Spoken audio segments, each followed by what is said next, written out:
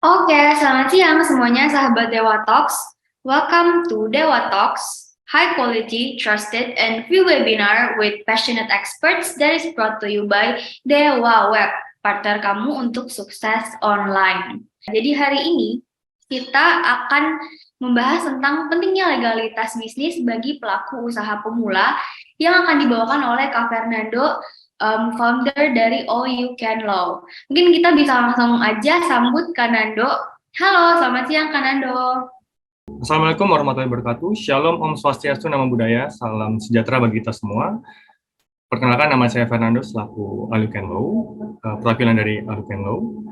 Pertama-tama saya ucapkan terima kasih yang sebesar-besarnya kepada Dewa Web dan Jennifer selaku moderator, karena melalui kegiatannya Dewa Talk telah mengundang saya sebagai narasumber atau pembicara untuk kegiatan pada siang hari ini. Untuk diketahui juga, website saya alukenlaw.com itu juga menggunakan jasa dari Dewa Web, dan pengalaman saya sampai sejauh ini Dewa Web sangat cepat, sangat responsif, dan tidak ada kendala sama sekali. Jadi salut untuk teman-teman dari Dewa Web karena telah memberikan jasa yang terbaik. Oke, jadi dengan tema yang ada pada hari ini, mungkin berarti kita bisa tebak ya dari teman-teman ini semua, rekan-rekan ini semua adalah para pelaku usaha, yang mana mungkin sedang kebingungan apakah usahanya atau bisnisnya ini merasa penting nggak sih, merasa penting nggak sih ada legalitas untuk menjalankan usahanya. Dengan adanya legalitas ini tuh kita bisa berjalan nggak sih untuk kita melakukan usaha kita atau bisnis kita, kan seperti itu. Artinya nanti dalam beberapa menit ke depan atau saya akan membahas mengenai untung atau tidaknya legalitas bagi bisnis kita. Nah, mengetahui hal tersebut artinya di sini semua adalah bos-bos ya, atau para pelaku usaha, dan artinya juga kita ini semuanya sama di sini. Jadi kita akan lebih ke sharing ya, lebih ke sesi sharing dibandingkan untuk satu arah. So better kita akan diskusi dua arah mengenai pentingnya bisnis bagi usaha yang sedang kita jalani. Oke, nextnya sejalan dengan tema yang diberikan oleh Dewa Web, judul saya juga sama, mengapa legalitas menjadi penting bagi pelaku usaha. Jika kita kembali ke poin penting dari berbisnis itu, ya pasti ya mengenai profitability ya. Jika kita berbisnis pasti maunya ya untung gitu. Dalam bisnis juga ya, kalau pilihannya cuma dua, antara untung atau rugi. Apapun kegiatan kita, apapun keputusan kita yang akan kita lakukan untuk bisnis kita, ya pembahasannya antara untung atau rugi. Kita ngelakuin A, untung atau rugi. Kita ngelakuin B, untung atau rugi. Nah, jadi pastinya dalam melakukan segala kegiatan yang mau kita lakukan untuk bisnis kita pasti mempertimbangkan profitability-nya itu sendiri. Selanjutnya itu ada customer dan klien. Nah, untuk mendapat profitability ini ya pasti kita membutuhkan customer atau klien, yang mana berkesambungan dengan poin berikutnya. Customer atau klien ini pasti mencari service atau produk yang bisa kita tawarkan yang mereka butuhkan atau customer atau klien butuhkan. Dan yang terakhir adalah mengenai employees. Employees berarti pekerja, yang mana pekerja ini juga menjadi suatu hal yang penting, suatu hal yang harus diperhatikan untuk kita menjalani bisnis itu sendiri. Nah, untuk kita bisa mendapatkan profit, artinya kita membutuhkan customer, yang mana customer itu sendiri harus kita cari atau harus kita temukan di manalah customer ini berada, kan kayak gitu. Udah dapat customer, pasti kita akan menawarkan service atau produk yang terbaik, kayak gitu. Tapi sebelum kita bisa menawarkan service atau produk yang terbaik, kita harus tahu dulu nih, atau customer harus tahu dulu nih tentang bisnis kita bagaimana. Artinya kita butuh relasi dan link atau suatu hal yang dapat meyakinkan si customer atau si klien ini percaya dengan kita untuk memberikan service dan produk yang terbaik untuk si customer dan klien. Dan yang terakhir ya kurang lebih juga pasti sangat nyambung ya, karena kalau misalkan kita punya pekerja atau punya employee ya kita berharap mereka dapat memberikan service atau produk yang terbaik sesuai dengan standar yang kita punya. Dari poin-poin yang saya sebutkan sebelumnya, keluar pertanyaan seperti itu. Apakah dengan melegalisasikan bisnis dapat menguntungkan pelaku usaha? Oke. Nah, karena yang pertama kali saya keluarkan atau pertama kali saya dalam yang tadi saya ucapkan, yaitu dalam berbisnis ya antara untung dan rugi gitu. Nah, dengan melegalitaskan bisnis kita, ini bisa menguntungkan atau enggak nih? Gitu. Karena kalau misalkan nggak menguntungkan, kalau melegalitaskan bisnis kita nggak menguntungkan, buat apa kita lakukan? Kayak gitu. Karena dari bisnisnya sendiri aja, kita kadang-kadang udah mengalami banyak kendala dari bisnisnya aja, apalagi kalau masih baru ya. Kita mikirin persiapan, misalkan kita bergerak di bidang makanan, gitu kan. Kita misalkan yang paling simpel adalah kita jualan siomay, kayak gitu. Kita jualan siomay harus siapin ikannya, harus siapin sayurnya, tahunya, gitu kan. Buat apa kita sih pusing-pusing lagi mikirin mengenai legalitas atau dasar hukum untuk bisnis kita? Nah, inilah yang seringkali banyak sekali teman-teman rekan sejawat si pebisnis atau pelaku usaha ini seringkali remehkan betapa sangat berpengaruhnya legalitas terhadap bisnis yang sedang kita jalankan. Jawaban simpelnya atau jawaban yang bisa saya berikan singkatnya adalah legalitas itu sangat penting bagi para pelaku usaha yang mau usahanya berkembang dan usahanya lebih maju dari pada saat ini atau pada hari ini yang pada saat kita melakukan bisnis. Kenapa? Nah, kenapanya ini akan saya sharingkan ke teman-teman dalam seminar kali ini. Nah, di sini saya mencatat keuntungan yang bisa didapatkan dengan mendaftarkan perusahaan melalui OSS RBA. Saya punya 8 poin. Oke, saya akan ceritakan terlebih dahulu OSS RBA ini ya. Oke, OSS RBA ini itu singkatan ya. OSS itu One Single Submission Risk Based Approach. Artinya bahasa Indonesia adalah OSS berbasis risiko. Memang kita sebelumnya tahun 2000 kalau nggak salah 2018 ya, itu ada OSS izin. Nah, berdasarkan izin, tapi sekarang kita berbasis risiko, yang mana dari risiko-risiko itu nanti kita akan diberikan batasan-batasan. Apakah ini risiko rendah, menengah tinggi, atau risiko tinggi. Nah, tapi kita sampingkan terlebih dahulu mengenai OSS RBA. Intinya, untuk mendaftarkan perusahaan kita itu bisa kita lakukan di website OSS. Banyak sekali teman-teman mungkin dari teman saya yang lawyer-lawyer juga atau yang bekerja di bidang hukum itu udah masukin bagaimana atau apa sih pentingnya OSS atau bagaimana sih cara mendaftarkan usahanya di website OSS. Bisa teman-teman cari sendiri di YouTube. Tapi di sini saya akan membahas lebih ke sisi bisnisnya. Oke. Yang pertama, dengan kita mendaftarkan usaha kita atau dengan kita melegalitaskan usaha kita, itu akan melahirkan atau akan menciptakan terjaminnya legalitas itu sendiri. Yang paling simpel adalah seperti ini. Bisnis itu jika kita legalitaskan akan keluar yang namanya NIB atau nomor induk perusahaan. Sama seperti kita semua kan punya NIK nih dari KTP, ya kan? Nah, dengan kita punya NIK, dengan kita punya nomor induk di KTP itu, ya artinya kita nih udah diakui dan sudah dilindungi secara hukum oleh negara. Jika kita kenapa-napa selama perjalanan hidup kita, ya kita punya yang namanya satu bukti penting untuk menjalankan hak dan kewajiban kita sebagai warga negara Indonesia. Nah, begitu juga dengan NIB.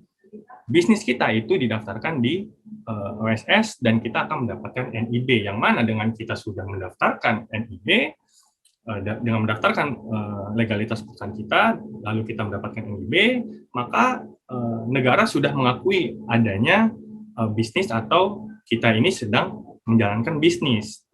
Nah, dengan terjaminnya legalitas, maka kita akan dilindungi oleh negara. Jadi bisnis kita ini udah diakui dan dilindungi oleh negara.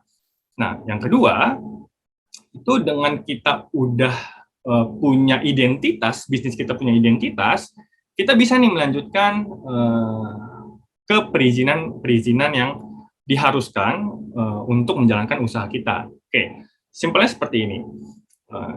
Jika kita punya KTP, lalu kita ingin membuat izin mengemudi, nah itu pasti syarat untuk mendaftarkan SIM itu, syarat untuk membuat SIM itu ya kita harus punya NIK itu, kita harus punya NIK. Nah, sama nih kayak bisnis. Kalau kita mau mendaftarkan bisnis kita untuk mendapatkan izin atau license, nah kita perlu dulu nih ada yang namanya identitas dari bisnis kita.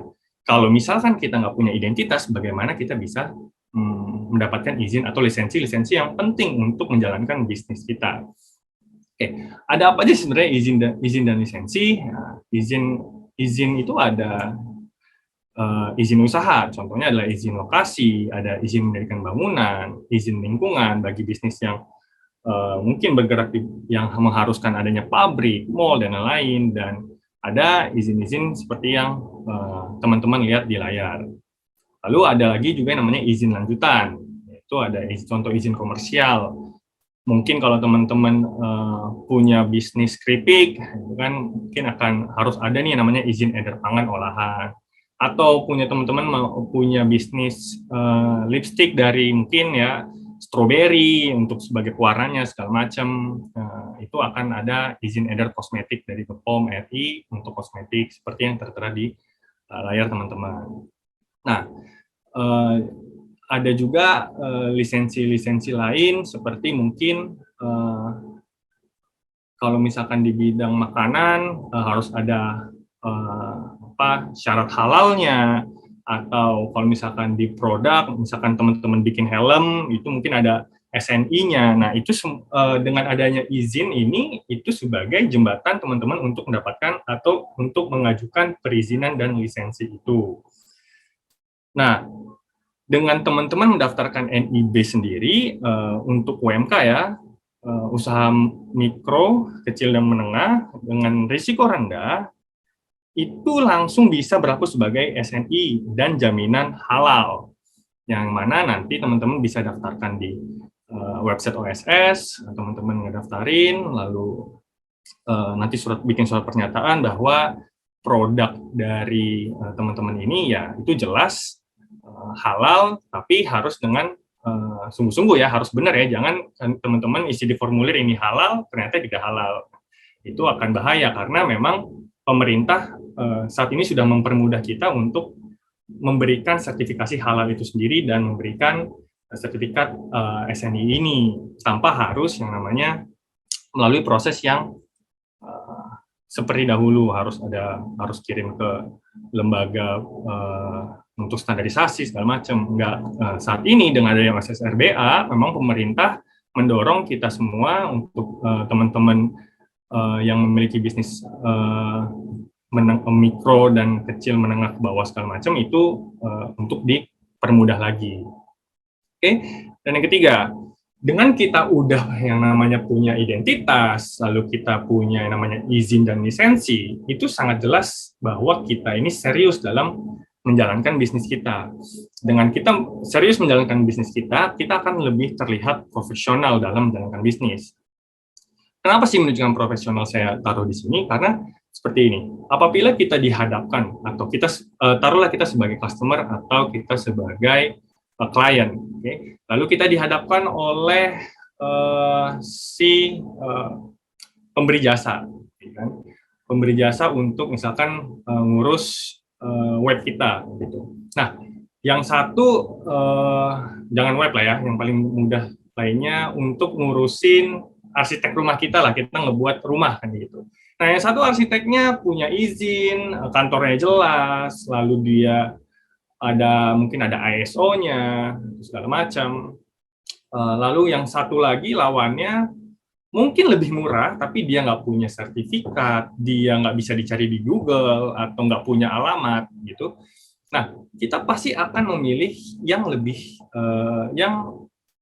arsitek ini punya identitas yang jelas. Nah, meskipun memang harganya lebih mahal, meskipun memang mungkin kelihatannya lebih strict dalam aturan segala macam, tapi pasti kita mencari yang yakin. Ya memang mungkin ya kadang-kadang yang nggak punya identitas harganya lebih murah gitu, tapi ya kita harus terima risikonya sendiri. Nanti tiba-tiba ada permasalahan segala macam, kita nggak tahu harus mempermasalahan ini kemana. Ternyata tiba-tiba dia penipuan, kita ngelaporin ke polisi, kita nggak tahu identitasnya, ya pasti polisi akan bilang, wah gimana kok ibu bisa percaya sama atau bapak bisa percaya nih sama pemberi jasa yang bahkan nggak punya izin, bahkan nggak punya identitas, dan ini sangat tidak profesional. Nah, dengan teman-teman udah melegitimasikan atau melegitimate bisnis atau usaha teman-teman, ini pasti akan menaikkan standar atau bonafit dari bisnis teman-teman. Oke, selanjutnya yang keempat, membuka kesempatan bisnis. Nah, untuk teman-teman ketahui, memang apabila kita mendaftarkan usaha kita atau bisnis kita di OSS RBA, lalu kita mendapatkan NIB, dari program pemerintah ini sendiri, udah banyak loh yang namanya pemerintah membuka tender untuk teman-teman pelaku usaha mikro, kecil, menengah, dan menengah, UMK. Nah, dengan pemerintah membuka lelang, membuka lelang pekerjaan atau yang bisa kita sebut tender itu, nah ada satu syarat yang diwajibkan untuk teman-teman bisa mengikuti proses tender itu. Sebagai contoh yang paling mudah adalah misalkan kita punya bisnis konveksi, gitu kan, dan pemerintah kota A itu pingin buat yang namanya baju dinas. Nah, terus dia pengen buat 1.000 potong baju yang mana dia membuka kesempatan teman-teman untuk mengikuti proses tender atau proses lelang ini pekerjaan. Nah, syarat pertamanya adalah teman-teman harus punya namanya NIB itu sendiri. Nah, apabila kita nggak punya itu, ya artinya kita nggak bisa mengikuti proses lelang itu, proses tender itu. Nah, dengan adanya NIB ini sendiri, dengan adanya identitas, ini jelas dapat membuka kesempatan bisnis bagi teman-teman atau pelaku usaha yang menjalankan usahanya di bidang masing-masing. Nggak cuman konveksi, mungkin bisa yang namanya catering, atau mungkin jasa untuk pembersihan, segala macam, dan lain-lain. Nah, nggak cuman dari pemerintah loh yang sering membuka lelang atau tender pekerjaan, kadang-kadang dari swasta pun juga ada dorongan atau CSR yang membuat lelang atau tender pekerjaan kepada teman-teman UMK itu sendiri. Nah, itu biasanya diberikan atau ada update berita di portal dari OSS itu sendiri. Nah, syaratnya kembali lagi, nomor 1 pasti harus ada NIB dari teman-teman. Nah, jadi ini sangat membuka peluang kesempatan bisnis bagi kita, teman-teman UMK, untuk dapat menjalankan bisnisnya lebih besar lagi.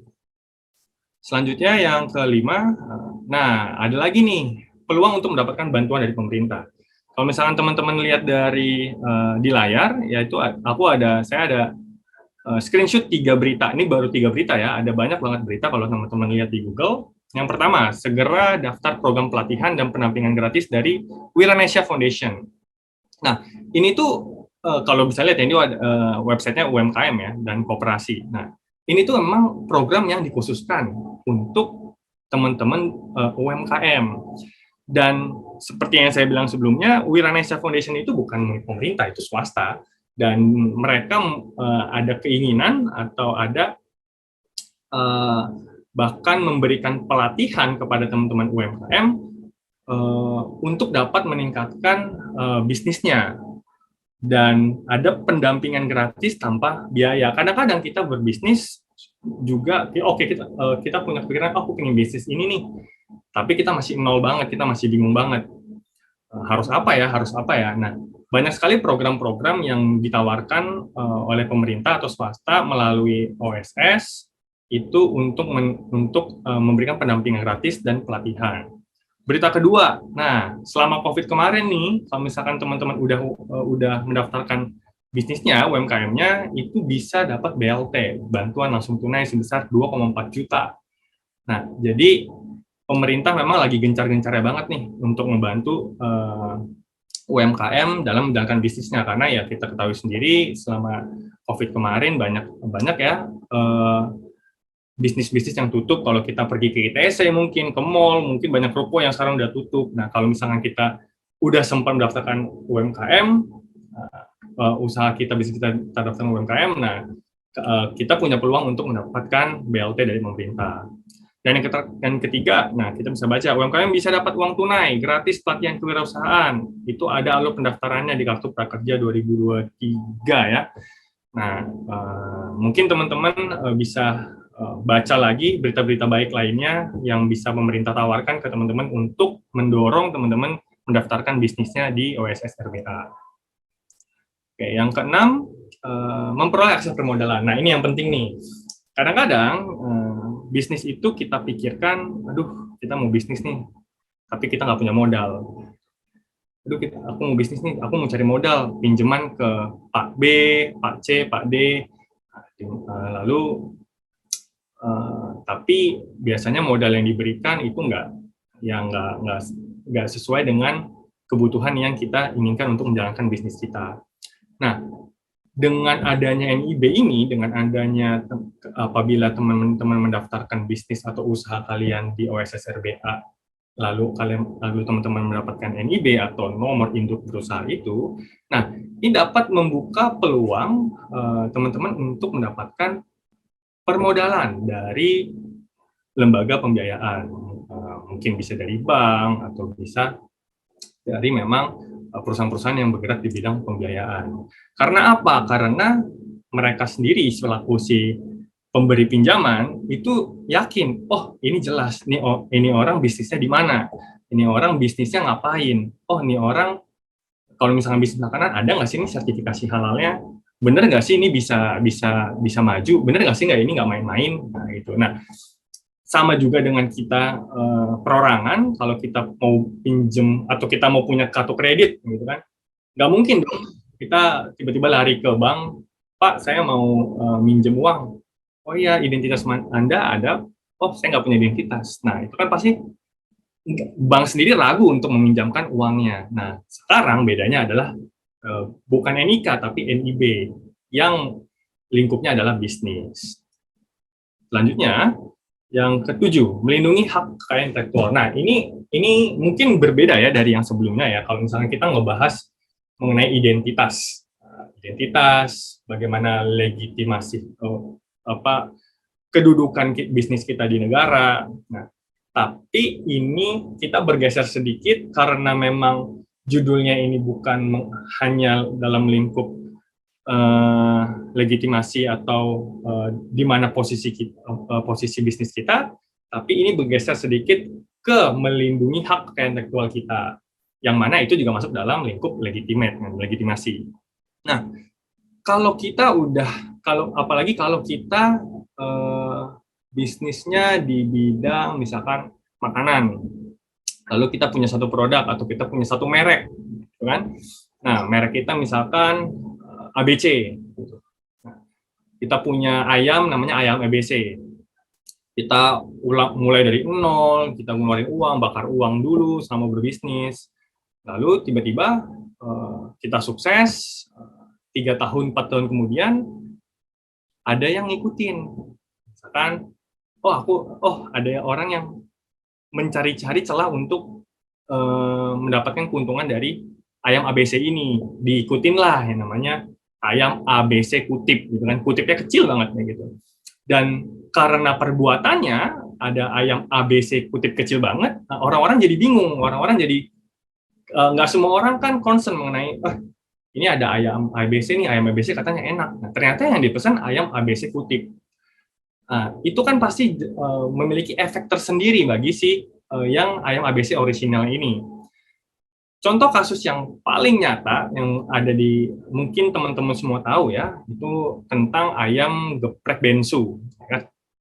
Yang mana itu sengketa antara Ruben Onsu, semua tahu pasti tentang Ruben Onsu kalau misalnya kita sering nonton TV, dengan ayam geprek bensu, ayam geprek bensu dan ayam geprek bensu. Nah, sedikit cerita mengenai kasus ini, jadi memang pertama ada bapak-bapak ya kita bilang ya, Pak Beni Sunya saya lupa apa, pokoknya depannya Beni S. Nah, dia punya ide untuk membuka warung makan, warung kedai makan ayam, dan ia namakan ayam geprek bensu.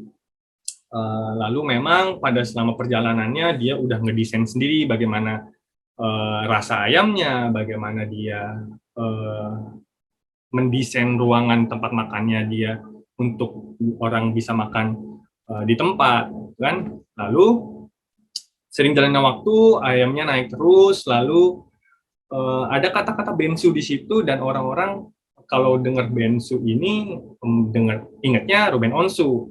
Nah, dia memanfaatkan itu dengan mengajak Ruben Onsu sebagai brand ambassador. Pada saat itu memang dari pihak si Ruben Onsunya bahkan memperbolehkan Pak Beni ini untuk menggunakan wajahnya untuk mengiklankan ayam geprek bensu itu sendiri. Namun lama-kelamaan si Ruben Onsu ini melihat, ada peluang nih dari nama saya. Jadi ceritanya Ruben Onsu ini memberikan satu syarat untuk memasukkan stafnya atau pegawainya untuk belajar dari Pak Beni ini, masuk ke dalam restorannya.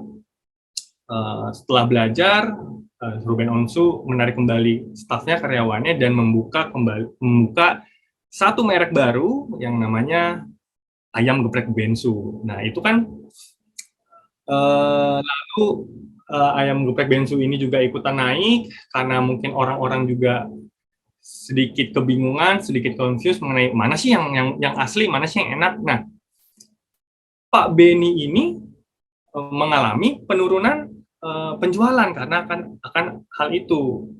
Karena ada keluarlah produk atau merek baru dari Ruben Onsu yang namanya mirip-mirip dengan punya Pak Beni. Awalnya Pak Beni merasa ya udahlah nggak apa-apa, si Ruben menggunakan itu. Toh mungkin pada saat itu juga nama ayam geprek bensu ini bisa naik karena si Ruben Onsu sebagai brand ambasadornya. Nah, berjalannya waktu, tiba-tiba dari pihak Ruben Onsunya yang sudah mengambil keuntungan dari nama yang Pak Beni buat, tiba-tiba menggugat Pak Beni dan terjadilah sengketa pendaftaran merek. Nah, singkatnya adalah yang ingin saya ceritakan atau kita sharingkan adalah pentingnya pendaftaran merek terhadap produk yang teman-teman punya dan teman-teman udah pikirkan matang-matang di awal. Nah, jangan sampai teman-teman udah punya satu produknya bagus dan ya semua produknya tiba-tiba melejit ke atas, lalu tiba-tiba di depan ada yang ngeklaim merek teman-teman itu teman-teman. Nah, sistem hukum di Indonesia itu punya prinsip first to file. Jadi siapa yang mendaftarkan terlebih dahulu mereknya itulah yang diakui oleh negara. Sehingga apabila teman-teman nggak mendaftarkan merek dari bisnis teman-teman yang teman-teman pikirkan sendiri, lalu dicomot sama orang lain, ya teman-teman nggak bisa ngapa-ngapain. Meskipun ya nggak semudah itu ya, tapi kita hanya melakukan langkah preventif agar apa yang menjadi buah pikir kita itu nggak dicuri oleh orang lain. Karena banyak banget. Yang paling gampang adalah banyak deh kita tahu lagu-lagu yang mirip lagu si A mirip lagu si B. Nah, kalau misalkan kita nggak mendaftarkan merek kita itu lebih dahulu, ada kekhawatiran merek kita bisa diambil atau dicomot oleh orang lain. Meskipun kembali lagi sedikit ke permasalahan Pak Beni ini dengan si Ruben Onsu, ya sejauh ini masih dimenangkan oleh si Pak Beni. Dan terakhir berita yang mungkin saya dengar, kalau saya nggak salah, Pak Beni minta 100 M ya ke pihak Ruben Onsu untuk menghentikan atau tidak melanjutkan merek ayam geprek Ruben Onsunya ini. Oke, selanjutnya di poin ke-8. Nah, dengan teman ini juga mungkin topik yang berbeda lagi, tapi sama-sama di lingkup legitimasi. Nah, salah satu keuntungan kita mendaftarkan, ini nggak cuma mendaftarkan ya kalau memisahkan harta kekayaan. Saya ada buat poin di bawahnya apabila menjadikan usaha Anda menjadi badan hukum. Nah, untuk diketahui teman-teman, bahwa pelaku usaha itu ada yang perorangan, ada yang berbadan hukum. Nah, berbadan hukum itu bisa PT perorangan, bisa PT pada umumnya, bisa yayasan, bisa perum, bisa persero, dan lain-lain. Nah, kalau teman-teman memutuskan, oke, aku mau bikin bisnisku atau usahaku menjadi PT nih, perseroan terbatas, kan? Mau itu perorangan ataupun tidak. Nah, kalau PT itu sendiri kan kita punya undang-undang sendiri kan. Nah, aturannya adalah dengan kita membuka PT, dengan kita mendirikan PT, nah harta kekayaan kita sebagai harta kekayaan pribadi kita secara langsung atau secara otomatis terlepas dari harta kekayaan dari PT itu sendiri. Kenapa? Karena begini, PT ini itu udah dianggap menjadi satu subjek hukum yang baru. Dalam artian, simpelnya adalah, oke, kita bikin PT, misalkan PT A, saya bikin PT A, Fernando, dan PT A, itu dua subjek hukum yang berbeda. Saya lahir mungkin karena orang tua saya, PT A itu lahir karena modal yang saya tempatkan di perusahaan ini. Nah, sehingga apabila perusahaan saya bangkrut, atau perusahaan saya kena masalah hukum, nah saya dilepaskan atau terlepas secara otomatis dari perusahaan saya ini, karena kita dua subjek hukum yang berbeda. Simpelnya adalah seperti ini. Yang paling mudah atau yang paling menguntungkan apabila teman-teman memutuskan untuk menjadikan bisnis atau usaha teman-teman menjadi PT, ya semoga tidak terjadi ya kalau misalkan ke depan teman-teman benar-benar memutuskan seperti itu, PT Anda punya hutang yang membuat PT ini menjadi pailit. Misalkan hutang Anda 5M kayak gitu. Nah,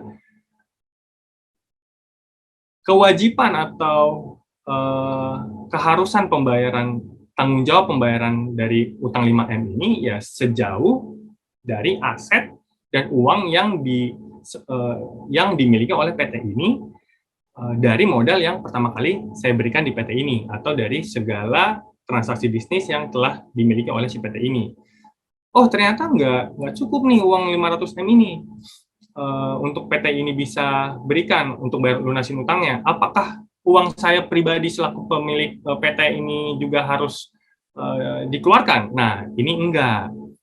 Kita punya prinsip tidak untuk pemisahan harta ini tidak tanggung renteng. Jadi ini menjadi satu poin positif lagi apabila kita memang berputusan untuk menjadikan usaha kita ini menjadi bentuk badan hukum atau PT. Selanjutnya yang ke-9. Oke. Dengan kita melegitimasi hukum bisnis kita, jelas ini dapat menumbuhkan bisnis secara perlahan. Kenapa? Karena gini. Kalau kita tidak, kadang-kadang kita harus diberikan beban yang cukup berat untuk kita bisa fokus dalam menjalankan sesuatu. Nah, bukan artian dengan mendaftarkan usaha kita ini jadi berat ya, enggak. Tapi kita akan menilai bahwa bisnis kita udah well prepared. Bisnis kita udah, gue udah persiapin bisnis kita dengan matang nih. Masa sih kayak gini ya? Masa kayak gini mau main-main lagi? Nah, udah dipersiapkan dengan matang nih. Masa sih laporan keuangannya kayak gini-gini lagi? Nah, itu akan secara psikologis, secara sendiri itu akan kita merasa kita punya tanggung jawab untuk menumbuhkan atau keinginan untuk menjalankan bisnis kita lebih profesional. Nah, kuncinya adalah stabilitas. Nah, stabil. Kalau misalkan kita stabil, laporannya kayak gini, laporan keuangannya seperti ini, penjualannya seperti ini, nah, secara nggak langsung, secara tidak sadar, kita menumbuhkan bisnis kita secara perlahan ke tempat yang lebih tinggi lagi, ke tempat yang lebih bagus lagi. Sehingga bisnis kita ini bisa berjalan dengan baik dan dengan harapan bisa semakin besar. Oke, nah itu adalah 9 keuntungan yang mungkin bisa kita dapatkan dengan mendaftarkan bisnis kita atau usaha kita melalui website OSS RBA. Nah, setelah kita mengetahui kenapa sih legalitas ini penting menjadi bagi pelaku usaha, pasti kita akan ada pertanyaan, oke, cukup menarik nih kalau misalkan kita melegalitaskan bisnis kita, kita bisa mendapatkan bantuan modal, kita bisa mendapatkan bantuan langsung tunai sebesar 2,4 juta yang seperti berita sebelumnya saya sharing ke teman-teman. Lalu kita bisa punya izin halal, SNI tanpa harus tes, yang membuat produk kita mungkin jadi lebih kelihatan profesional. Sekarang pertanyaannya adalah bagaimana? How sih? Gimana sih cara kita mendaftarkan? Nah, ini saya akan sharing secara cepat aja, karena sebenarnya udah banyak banget nih teman-teman bisa temuin bagaimana sih cara mendaftarkan OSS RBA dan mendapatkan NIB, dan untuk diketahui juga NIB ini langsung jadi. Nah, teman-teman buka aplikasi dari handphone, dari jam 2 pagi, jam 3 pagi, jam 4 pagi, dari laptop, dari mungkin tablet, segala macam, asal ada baterainya, ada listriknya, ada internetnya, teman-teman bisa ngedaftarin bisnis teman-teman kapan aja dan di mana aja. Oke, teman-teman pertama harus buka www.oss.go.id. Ini kita pertama kali sebelum kita mengajukan atau mengajukan untuk mendaftarkan NIB, kita harus punya usernya dulu. Jadi caranya adalah dengan kita masuk ke oss.go.id, lalu pilih daftar, lalu pilih UMK jika modal teman-teman ini kurang dari 5 miliar. Ada mikro dan kecil, ada juga non mikro dan kecil. Lalu ada nih yang namanya skala usaha. Nah, skala usaha Anda ada UMK kan? Nah, jenis pelaku usahanya apa? Nah, kalau misalkan teman perorangan nggak punya badan usaha, teman-teman bisa pilih orang perorangan. Kalau misalkan, Kak, aku cuman jualan ini nih, keripik, kan? Oke, jualan keripik, ada ininya nggak? Ada udah daftarin perusahaannya nggak? Atau bentuknya firma nggak? Enggak, Kak, aku cuma jalanin sendiri aja, rumahan, homemade. Oke, kalau kayak gitu teman-teman bisa pilih orang perorangan. Nah, teman-teman bisa isi aja yang dibutuhkan. Sebenarnya sangat simpel ya, cuman NIK, tanggal lahir dan alamat email aktif dan nomor yang aktif. Selanjutnya, kalau teman-teman mendaftarkan melalui sebagai badan usaha. Nah, data-data yang harus disiapkan adalah apa sih jenis badan usaha teman-teman, nama perusahaan, NPWP perusahaan, email yang aktif, dan lain-lain. Seperti yang tertera di screen. Nah, ini langsung keluar kesimpulan yang teman-teman udah bikin sebelumnya, langsung aja diaktifasi akunnya. Tunggu beberapa menit, kalau misalkan udah masuk ke dalam email, nanti akan ada username dan password untuk login ke OSS. Ini baru user, belum pendaftaran NIB-nya. Nah, masuk ke website OSS, lalu barulah teman-teman bisa mendaftarkan NIB, untuk mendapatkan NIB. Nah, teman-teman bisa lihat di layar, isi semua data-data pribadi dan atau perusahaan, kalau misalnya teman-teman perusahaan, nama usaha, status usaha, segala macam. Ada modalnya berapa, mungkin pertanyaan seperti itu. Nah, kalau modalnya kayak gini bisa nggak sih? Bisa, semua udah ada rinciannya, semua sudah dibikin, udah dipermudah oleh pemerintah. Nanti teman-teman juga akan diminta untuk eh, diminta untuk ditanyakan mengenai klasifikasi bisnis teman-teman. Nanti akan ada KBLI, klasifikasi baku lapangan usaha. Teman-teman bisa dilihat di situ, misalkan, oh teman-teman jasa arsitek. Nah, nanti teman-teman bisa lihat itu, oke, jasa arsitek itu ada kodenya apa. Ntar akan ada kode 5 nomor yang menentukan masing-masing kodenya ini berbeda-beda. Oke, lalu setelah teman-teman udah mendaftarkan itu, teman-teman tinggal tunggu aja beberapa menit, langsung keluar NIB-nya tanpa biaya apapun, tanpa memakan waktu lama, ya kecuali servernya nggak lagi sibuk ya, dan internet teman-teman pastikan kencang ya. Nah, langsung jadi nih NIB. Nah, dengan saya bisa cerita kembali dengan teman-teman kalau udah punya NIB, itu juga menjadi berlaku sebagai sertifikat SNI dan pernyataan jaminan halal. Ya, ini teman-teman harus jujur ya mengenai kehalalan ini, karena ya kita nggak boleh yang namanya menipu hanya untuk keuntungan kita dapat merugikan orang lain. Nanti kalau misalkan memang ditemukan ada penipuan segala macam, nah teman-teman bisa berurusan dengan hukum lagi, itu bermasalah. Nah, kita udah tahu apa pentingnya, kita juga udah tahu bagaimana caranya. Mungkin selanjutnya kita bisa diskusi mengenai pembahasan udah cukup penting belum sih ini legalitas bagi bisnis teman-teman. Nah, untuk pembahasan selanjutnya mungkin bisa kita lanjutkan, Jennifer, di sesi diskusi ya, Q&A ya.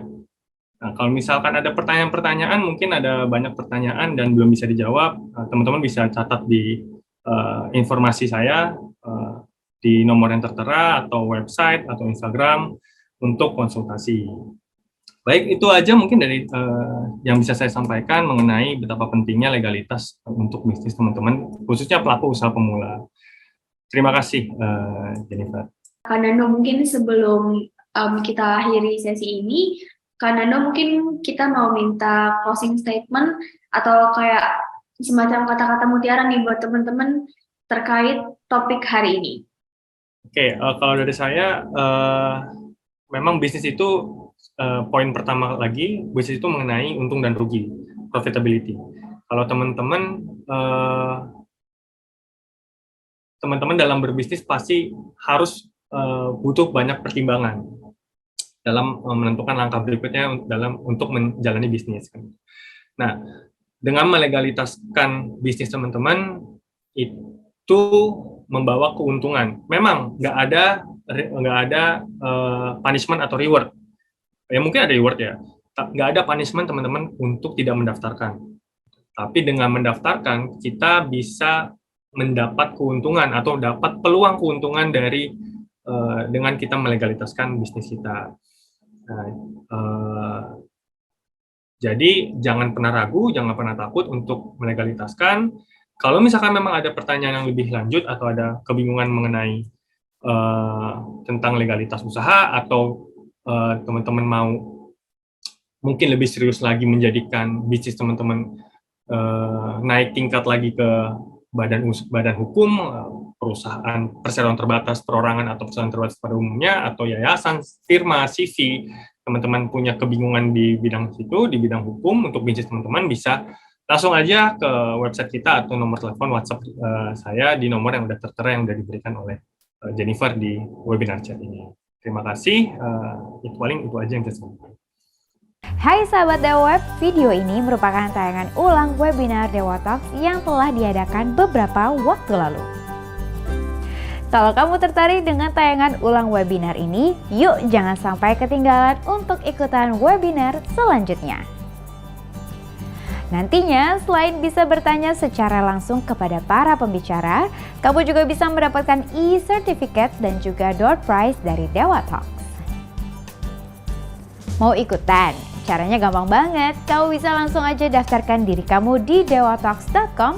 Setelah itu kamu akan terdaftar sebagai peserta webinar Dewa Talks. Eits, tenang aja, webinar ini gratis dan gak dipungut biaya sama sekali. Tunggu apa lagi? Yuk, jangan sampai ketinggalan dan aku tunggu kamu di webinar Dewa Talks selanjutnya. Cari hosting yang aman, Dewa.